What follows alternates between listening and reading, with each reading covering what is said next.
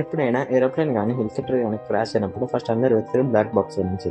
మీకు ఈ డౌట్ వచ్చి ఉంటుంది, ఫ్లైట్ క్రాష్ అయినప్పుడు ఆ బ్లాక్ బాక్స్ అనేది బర్న్ అవుతుంది అనుకుంటూ. ఈ బ్లాక్ బాక్స్ అనేది ఆరెంజ్ కలర్లో ఉంటుంది. దీన్ని బ్లాక్ బాక్స్ అనేది ఇవ్వదు, ఎందుకంటే ఇది ఒక ఫ్లైట్ రికార్డర్ కాబట్టి. ఇది ఫ్లైట్లో ఉండే సౌండ్స్, పైలట్స్ ఏమేమి మాట్లాడుకున్నారో, ఇంకా ఫ్లైట్ ఇన్ఫర్మేషన్ అన్నీ గ్యాదర్ చేస్తుంది. దీన్ని ఫ్లైట్ రికార్డర్ అంటారు. ఫ్లైట్ రికార్డర్ ఎంత స్ట్రాంగ్ అంటే 800 km/h కూడా కింద పడినా కూడా దీనికి ఒక్క స్క్రాచ్ కూడా పడదు. 1000 degrees హీట్స్లో కూడా బర్న్ అవ్వదు. వాటర్ పుల్లో అయితే ఎంత డెప్త్లో ఉన్నా కూడా దీన్ని ఎత్తడం చాలా ఈజీ, ఎందుకంటే ఇది ఆరెంజ్ కలర్లో ఉంటుంది కాబట్టి. మీకు ఇక్కడ ఒక డౌట్ రావచ్చు, ఇది ఆరెంజ్ కలర్ ఉన్నప్పుడు దీన్ని ఆరెంజ్ బాక్స్ అనక బ్లాక్ బాక్స్ ఎందుకు అంటున్నారా అని. సెకండ్ వరల్డ్ వార్ టైంలో దీన్ని సీక్రెట్ ఇన్ఫర్మేషన్ కలెక్ట్ చేయడానికి యూజ్ చేసేవారు. దీన్ని బ్లాక్ బాక్స్లో పెట్టి ఫ్లైటర్స్లో, జెట్స్లో పెట్టేవారు. అందుకే దీనికి బ్లాక్ బాక్స్ అనే పేరు వచ్చింది.